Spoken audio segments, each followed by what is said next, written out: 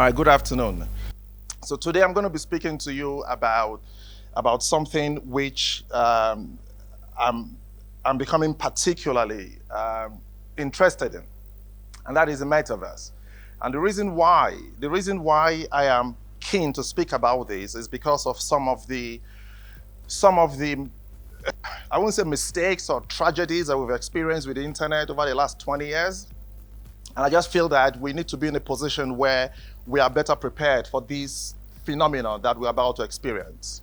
So a little bit about me. I operate out of 4 countries. I'm out of Nairobi, the UK, Nigeria, and Kenya. Some of you might know me might have heard of me because of Simon Page. Simon Page College of Marketing is a preeminent marketing training organization with offices in Nairobi, Lagos, and Accra. I'm together with really important people like Susan. We spend our time training and developing people in marketing and digital. I also run a digital marketing agency called Third Floor Digital, with offices also in Accra, Nairobi, as well as in Lagos. I have other interests. I'm in a school, and I'm particularly keen on these new technologies because we have an obligation to train the next generation of leaders in Africa. I will do that through a school in Accra called WestBridge School. I work as a marketing professor at Hult International Business School. Hult is an international business school with offices with campuses in Shanghai, Dubai, London, Boston, as well as in San Francisco. And for those people who want to learn a little bit about my journey, I've got a book on Amazon called Achieving the Phenomenal in Africa. You can get a copy, and people who have picked up the book and read it have claimed that it has transformed their lives. But why am I on this stage? Why am I here? I am here because, like Moses, who spoke earlier on today, like Moses, we are one of the few people who got onto this digital thing very early on, very, very early on. So I remember that my first email address, all right, which could only have been a Yahoo mail. Did you have one of those Yahoo mails, Susan? Yes, you must have. I must have been a Yahoo mail. I got my Yahoo mail in 1998. I got my first mobile phone. Those days where mobile phones only could make phone calls, nothing else. Only phone calls. You can't imagine that today. They could only make phone calls. No WhatsApp, no SMS, no pictures, no videos, nothing. Actually, there were no ringtones. It was just one single ring. So I got a mobile phone in 1998. I set up, I got into digital about 2002, 2003. Got into SEO, set up an agency in 2004. My first search campaign in 2004, joined Facebook, all right, in 2006. Now this is important because this was before the phrase social media marketing was coined. Actually, before social media was coined. So when Facebook went public, in fact, when you could open an account, that was when I got my first Facebook account, before it became public. And BlackBerry Messenger 2007, that is way before WhatsApp. BlackBerry Messenger, BBM, really, really, really popular. And then when WhatsApp started developing WhatsApp first it was for iOS, and then they moved on to BlackBerry because then you couldn't chat with people who had iPhones. All right, you don't have an iPhone. So that was 2010. All right, so why do I need to bore you with these details? It's because we have seen things like this happen with the metaverse. All right, it started out like this. People didn't pay attention, all right, to the phenomenon. And that's the reason why today we are still struggling to find unicorns in Africa. Unicorns are businesses that are valued at $1 billion, simply because no one paid attention to it. All right, no one paid attention. Someone said, okay, so I came all the way from the UK, but I have no choice actually. Because if we don't talk about these things today, we will sit back and once again, people from other parts of the world will take advantage of opportunities that are actually rightly ours. So we don't have a choice. All right, we need to start talking about it now so that people can begin to think about what is possible with these technologies. So My role today is to present to you some up-to-date data to support what I'm talking about, to challenge some of our thinking, help stretch our imaginations, inspire some soul searching. And of course, prepare us for the inevitable, because this is not going to go away. It is inevitable. Technology will march forward. What we need to ask ourselves is whether we want to be on the sidelines or whether we want to be active participants with this new phenomenon. The choice is ours. And it's on platforms like these that will begin to inform and educate people about what is coming and what is possible.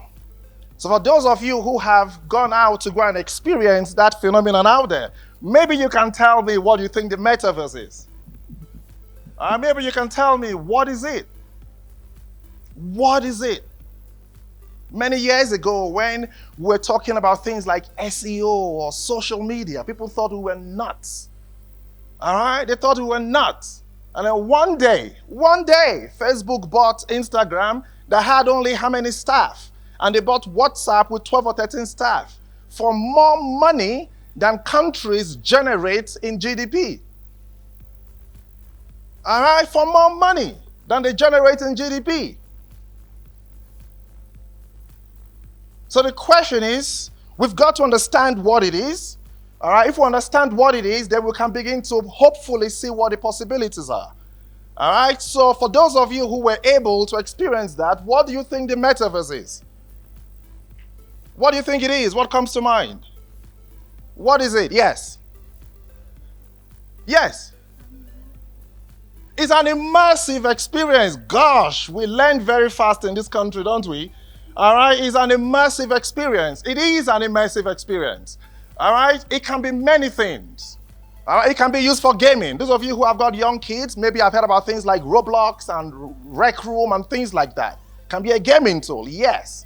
And indeed, it is those people who are in gaming who have actually helped us see what is possible. It could also be used for training. Some of the participants here are quite excited about that. All right, for advertising, a digital classroom, a gateway to digital experiences. What sort of experiences are these? And like you said, it's something that we are immersed in. Unlike web pages, you view them, isn't it? All right, you go online and you view a web page. You are not within the web page. All right, with these, you are immersed in it. You feel a certain kind of presence. I heard someone saying earlier on, oh, I wasn't scared. All right, you feel a certain presence. So we're going to be talking about all of these. So what is it? All right, it is an integrated network of 3D virtual worlds. So imagine that those experiences you had, all right, those experiences you had were different worlds. Okay, this is a terminology that you'll be hearing more and more about. So rather than saying this is a website, you'll be hearing that this is a world. All right, Facebook is building one of the biggest ones called Horizon World. And there are many others out there. So rather than moving from one website to another website, you'll be moving from one world into another world, if that makes sense. All right, one world into a different world. So it is a network of 3D virtual worlds. So simply put, you will say that the metaverse, in simplest term, is the internet in 3D. The internet in 3D. And to experience this in its full potential, all right, in its fullest potential, you got to be immersed in it. And this is where it gets remarkably exciting, all right, and truly liberating. So what is the state of play? What is going on now? You know, what is it that is making some of us say to ourselves, okay, no, something is happening here. All right, something is happening and we've got to pay attention. We've got to listen. All right, what is going on? What is it that they can see that we can't see? One of the issues we've had with Web 2.0 was that we waited, all right, and then we asked, what happened? All right, we asked, what happened? All right, some people make things happen, others stand back and ask, what the hell happened? All right, only last year. All right, we have, so this is some research from 2021. I wanted you to focus on the smallest number, which is 2016, to the biggest number, which is this is headsets, those devices. All right, and just note the growth. Forget about the numbers, but just note the growth of these in these charts that I'm sharing. Just note the growth. 2019, 2024, once again, augmented reality headsets. This is 2021 data. This is downloads of the Oculus mobile app. So those devices are Oculus devices, and Oculus is owned by Facebook. Downloads. Now, from 2018 to 2021, it's growing from 1.2 to 10.1. That is tenfold. All right, that is tenfold. If you extrapolate that, all right, if you extrapolate that, and also considering what happened with mobile phones, that the price of mobile phones will continue to do what? Continue to do what? Except, of course, it's an iPhone. I don't know why people still buy that stuff anyway, but yeah. All right, unless it's an iPhone, the price continues to come down. So the cost of devices and what the devices can do will continue to drop. And as that continues to drop, the uptake does what? Begins also to go up. So there's no stopping it. All right, now 10 million might not look like a lot, but it took Twitter 2 years to have 1 million users. 2 years to have 1 million users. These downloads have gone from this to this in such a short space of time. So something is happening. All right, there's a phenomenon that is going on out there, and we don't want to sit back tomorrow and say we didn't know what happened. There's no one in this room who can make that excuse tomorrow that will say we didn't know that this was going on. All right, so what are some of the challenges? Now, this is important because there are things that we experience with the internet, with Web 2.0, that asks us, why didn't we prepare better? Why didn't we prepare better? All right, we've seen people killed in countries like India because of fake news. We've seen it happen. We've seen all sorts of negative things happen with technology. So we've got to be prepared. All right, so some of the issues that we've got to contend with is tracking and use of personal data. I was very happy. In fact, when Anthony was speaking, I was dancing in my head that, okay, yes, all right, we can't say this enough. All right, we can't say it enough, because once you go online, you are leaving a digital trail of everything that you're doing. This time is not only about which site you clicked from your seat. All right, it's everything else that you did whilst you were immersed in the metaverse. So it means that the opportunity to collect a lot more data is heightened. This is like collecting data on steroids. All right, so we need to be concerned about things like data and privacy, issues of cyberbullying, personal safety, motion sickness, impact on mental health. All right, the video that you shared on stress, I was saying, oh my, it's like you read my mind. All right, the impact on things like stress, etc. So some of the issues that we need to be mindful of, and I'm saying mindful because we can't wait for us to begin to experience the negativities before we begin to build guardrails against them. All right, so we need to be ready. All right, our children will not use the internet the way we used it. You've got to know that. They won't use it the way we did. They won't just click on stuff. And because of that, we must pay attention to some of these issues. Some of the concerns that were raised. This is US data, and this is from 2021, so it's quite fresh. The number one item there is suicide. All right, it's not maybe a big issue here yet, or maybe we underreport it.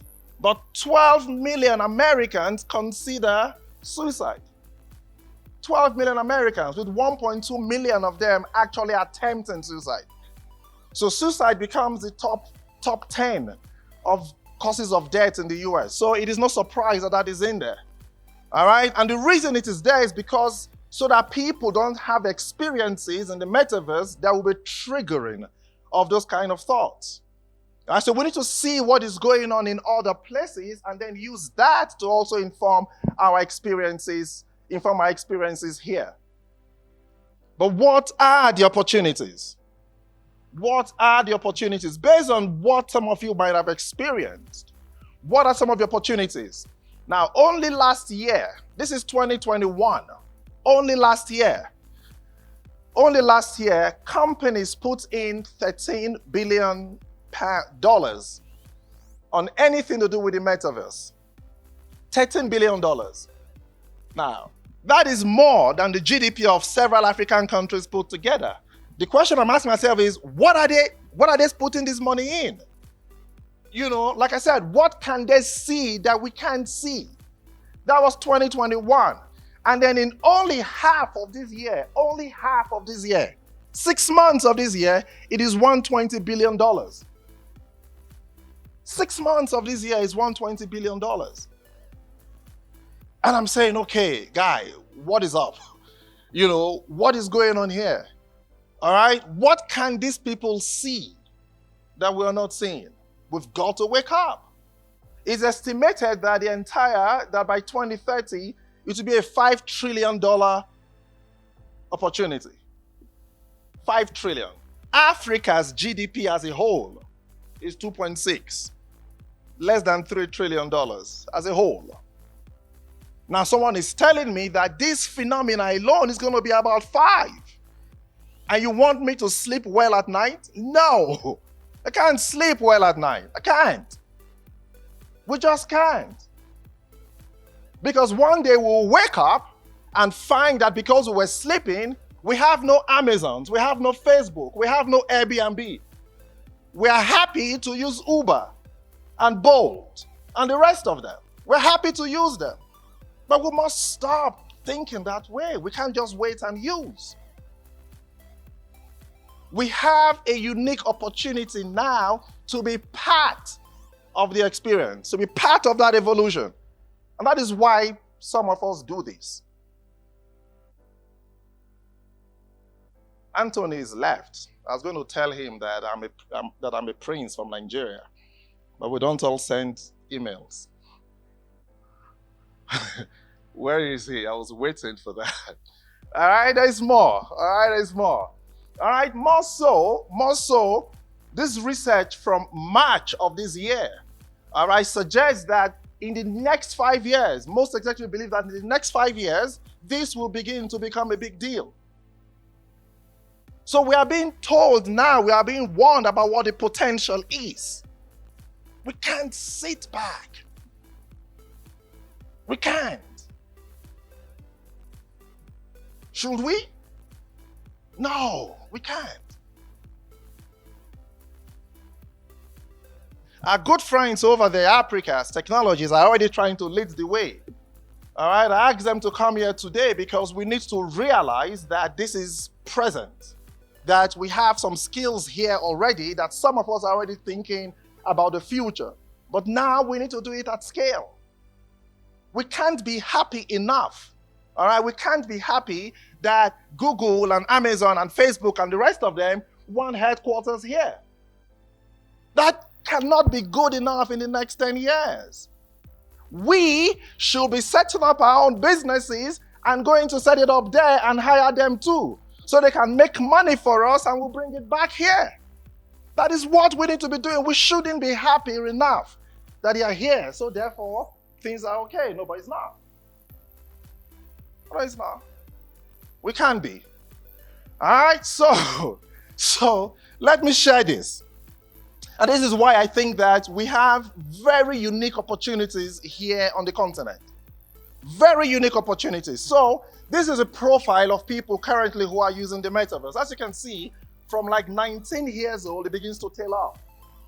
From 19, it begins to tail off. All right, Anthony mentioned earlier on that the average Kenyan is about 19 years old and that he's not sure what it is across Africa. All right, he's not sure what it is. So the people who are using this currently, who are spearheading, listen carefully, who are spearheading this $5 trillion charge, all right, are young people, right? They're young people. In other countries, the average age, this is America, the average age is 37 years old. All right, the average is 37 years old. 37 years old. But the people who are driving these are below 19. Does that make sense? All right? So it is something that almost seems to be driven or being enabled by young people and more. In other parts of the world, in Japan it is 48, in Mongolia it is 28, but on the continent of Africa, we have it as 19. The average African, this actually masks the real opportunity. All right, because 40% of the population of most countries in Africa, he said we are 55 million here, right? 55 million, isn't it? 40% of 55 million is about, if my math is right, is 22%. Sorry, 22 millions. All right, 22 millions are aged below 0 and 14. So in 10 years' time, these are the people who will be working and making decisions in business. But these people will not use the internet the way we used it. Now, if we don't create the internet or create the metaverse the way they can use it, they will end up using stuff that was created elsewhere. And once again, we will miss out on the opportunity. Once again, we will miss out. And we can't. How do we take advantage of this? How do we take advantage of this on the continent? On your desks, you've got lots of writing material, isn't it? You've got writing material. You guys remember how to make paper planes? Paper planes? They taught you how to make paper planes? You went to nursery schools, right? I didn't, so I can't assume you all went. All right, so what I want us to do quickly is to do a quick exercise. Quick exercise, okay? Rip out a sheet of paper and make an aircraft that will fly the farthest. Quickly. Make an aircraft that will fly the farthest. All right, very quickly. Make an aircraft that will fly the farthest. Ouch, quickly. Let's see. And give it a name. Give it a name, because we're going to launch the aircraft and we're going to... All right, give it a name. Give it a name. All right? What was your name? So that's a Magdalene Express. Magdalene Express. Your name, please? Elizabeth. So that's Air Elizabeth. Air Elizabeth. All right? Make an aircraft that will fly the farthest. Make an aircraft that will fly the farthest. Quickly. We have only 1 minute. Let's go. Let's go. Let's go. Let's go. Ooh, that looks like a jet. Moving. Let's go. Let's go. Let's go. Let's go. Let's make an aircraft that will fly the farthest.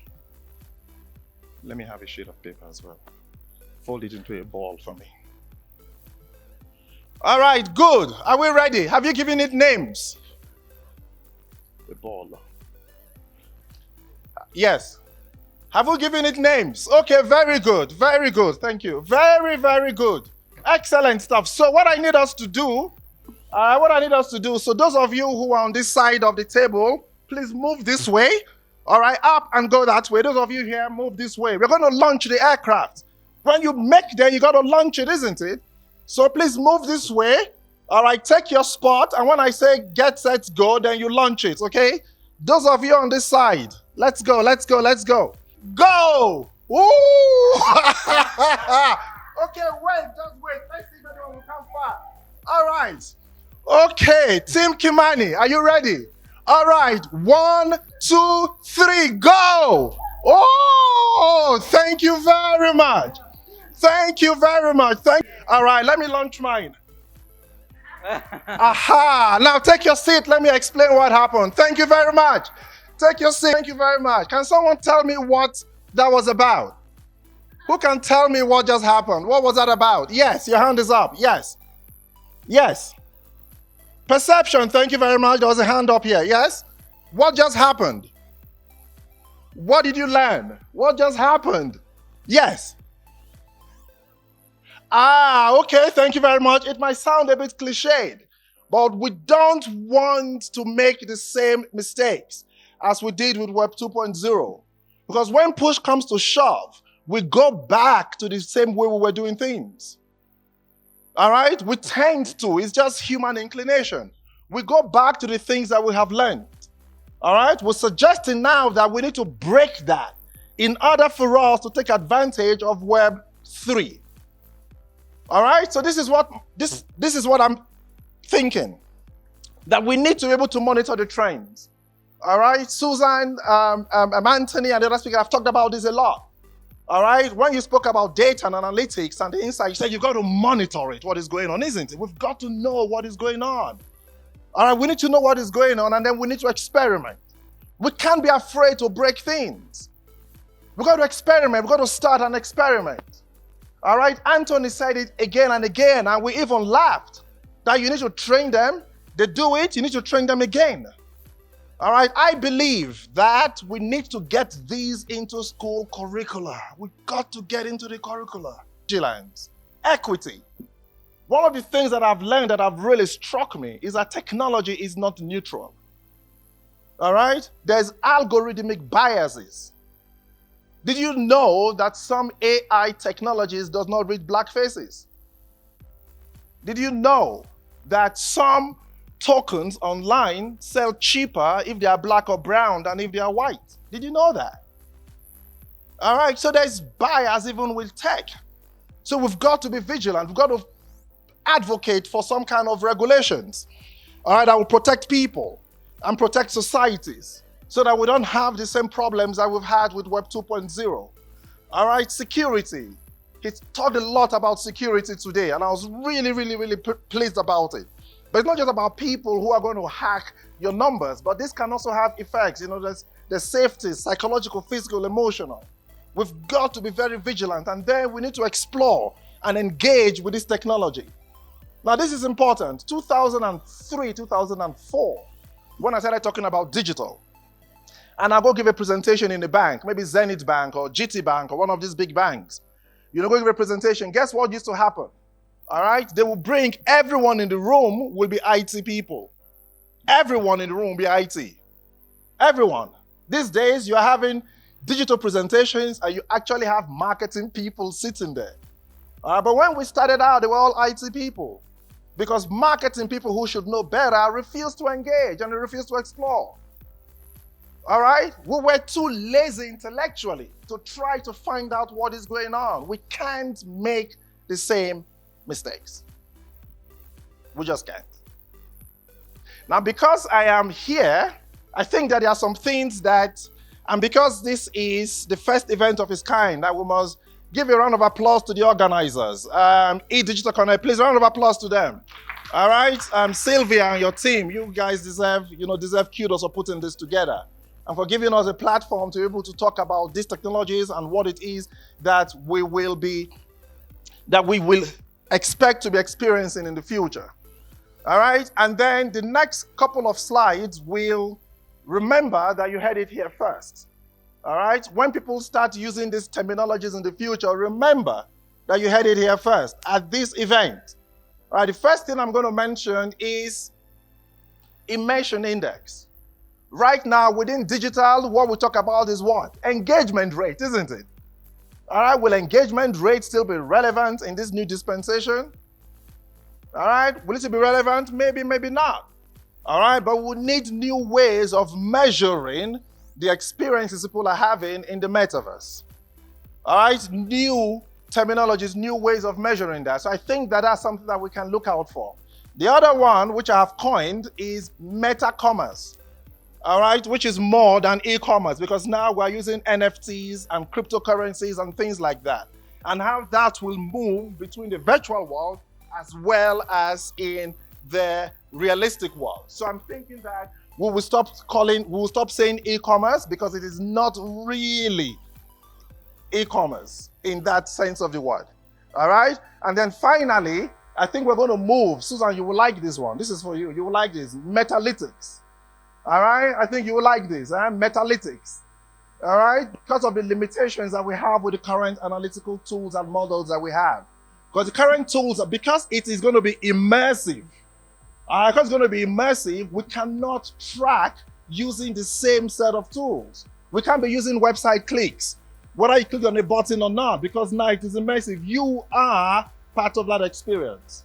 All right, you can't use the same tools to measure stress levels, for example, or cognitive processes. It's not going to be possible. So I think that we'll be moving towards something that we might now call metalytics. How does that sound? It sounds good, isn't it? So meta-commerce, metalytics, immersion index. Where did you hear it from for the first time? At eDigital Connect. Thank you very much. Thank you very much. And I think on that note, I will call it a day.